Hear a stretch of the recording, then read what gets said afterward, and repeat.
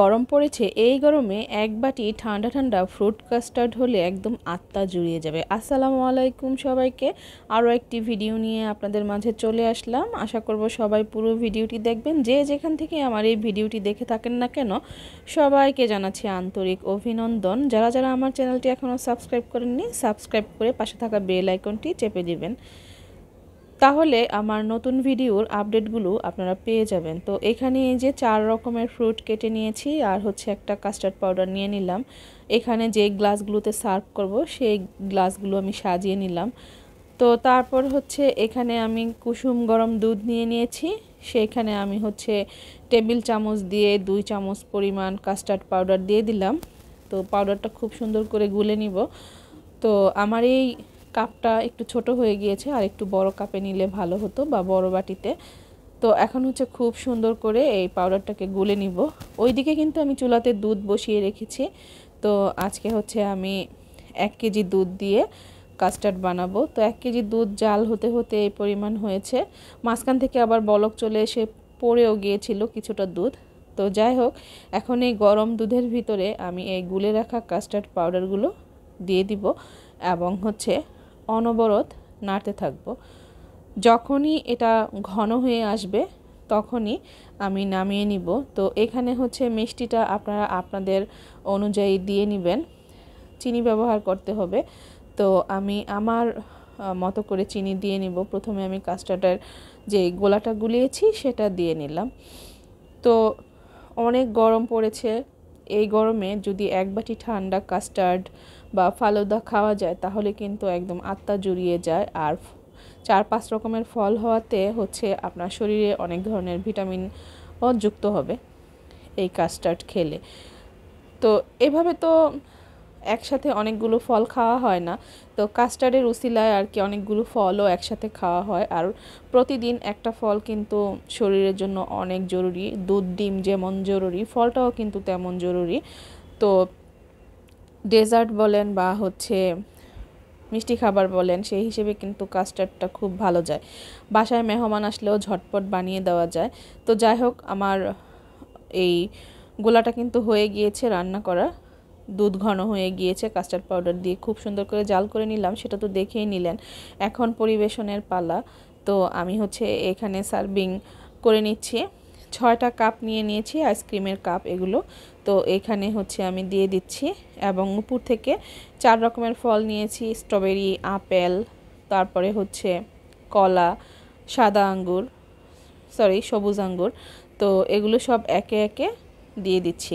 আর কাস্টার্ডের কালারটা কিন্তু খুব সুন্দর হয়েছে, একটা হলুদ গোল্ডেন টাইপ কালার এসেছে। তার উপরে স্ট্রবেরিগুলো লাল হওয়াতে খুব সুন্দর লাগছে দেখতে। আপনাদের কাছে কেমন লাগছে সেটা কিন্তু অবশ্যই কমেন্ট করে জানাবেন। তো আমি 4 রকমের ফলগুলো খুব সুন্দর করে উপর থেকে দিয়ে দিচ্ছি। আপনারাও এভাবে ঘরে যেই ফলগুলো আছে সেগুলো দিয়েই করতে পারেন, তবে মিষ্টি টাইপ ফল হলে সবচেয়ে ভালো হয়। টক জাতীয় ফল না দেওয়াই ভালো কাস্টার্ডে। তো আমার ঘরে আজকে 4 রকমের ছিল, তো 4 রকমের ফল দিয়েই কাস্টার্ড বানিয়ে নিলাম। তো আমার কিন্তু এই 6টা কাপে দেওয়ার পরে আরও রয়ে গিয়েছে, সেটা আমি একটা ডিশের ভিতরে সেট করব, সেটাও আপনাদেরকে দেখাবো। তো প্রথমে কাপের ভিতরে সেট করে নিলাম। তো খুবই অল্প সময়ে কিন্তু কাস্টার্ড বানিয়ে নেওয়া যায়। শুধুমাত্র দুধ আর কয়েক রকমের ফল আর কাস্টার্ড পাউডার হলেই আপনি সুন্দরভাবে কাস্টার্ড বানিয়ে মেহমানদের সামনে দিতে পারবেন, বা বাচ্চাদেরকেও দিতে পারবেন। বিশেষ করে বাচ্চারা তো মানে ভেরিয়েশনের খাবার চায়, বিভিন্ন ভেরিয়েশনের। তো যাই হোক, আমার কিন্তু কাপে সেট করা হয়ে গেছে। এখন বাকি যেই বেটারটা ছিল সেটা আমি এরকম একটা সার্ভিং ডিশ নিয়ে নিয়েছি এবং সেখানে দিয়ে দিলাম। তো মাত্র 1 কেজি দুধে এবং হচ্ছে 2 চামচ কাস্টার্ড পাউডারে আমার কিন্তু অনেকগুলো কাস্টার্ড হয়েছে। তো এখানেও কিন্তু প্রায় 6 কাপের মতোই হবে। তার মানে কি 12 জন মানুষকে পরিবেশন করানো যাবে এই কাস্টার্ডগুলো দিয়ে। তো দুপুরবেলা যদি এরকম ভর দুপুরে গরমের ভিতরে ঠান্ডা 1 কাপ কাস্টার্ড খেতে পারেন, বা বিকেলবেলা খেতে পারেন, বা মেহমান আসলে দিতে পারেন, খুব ভালো লাগবে কিন্তু। তো এখানেও আমি সব রকমের ফলগুলো দিয়ে দিলাম। আর হচ্ছে আমি কিন্তু অফ ক্যামেরাতে চিনি দিয়ে নিয়েছি, তো সেটা আমার ভিডিওতে দেখানো হয়নি। তারপর হচ্ছে আমার কাছে মনে হয়েছে যে মিষ্টিটা একটু কম হয়ে গিয়েছে, তো এখন তো আর কাঁচা চিনি দেওয়া যাবে না, তাই আমি উপর থেকে মধু দিয়ে দিলাম। তো মধুটা দেওয়াতে কিন্তু স্বাদটা আরও বেড়ে যাবে। আর মধু কিন্তু স্বাস্থ্যের জন্য অনেক অনেক উপকারী। তো এই যে এখন আমি এই ডিশ এবং হচ্ছে কাপগুলোকে ফ্রিজে রেখে দিব। এই কাপগুলোতেও আমি উপর থেকে মধু দিয়ে দিলাম। এটা একদম ন্যাচারাল মধু, আমাদের গাছে চাক বসেছিল গ্রামে, তো সেখান থেকে এনেছি। এটার ভিতরে কোনো ভেজাল নেই। আপনারা বাজারে কিন্তু অনেক দোকানে খাঁটি মধু পাওয়া যায়, কিনে নিতে পারেন।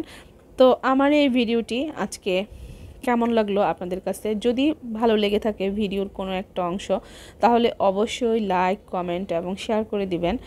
আর যদি এখনও আমার চ্যানেলটি সাবস্ক্রাইব করে না থাকেন, অবশ্যই সাবস্ক্রাইব করে দিবেন এবং পাশে থাকা বেল আইকনটি অবশ্যই চেপে দিবেন।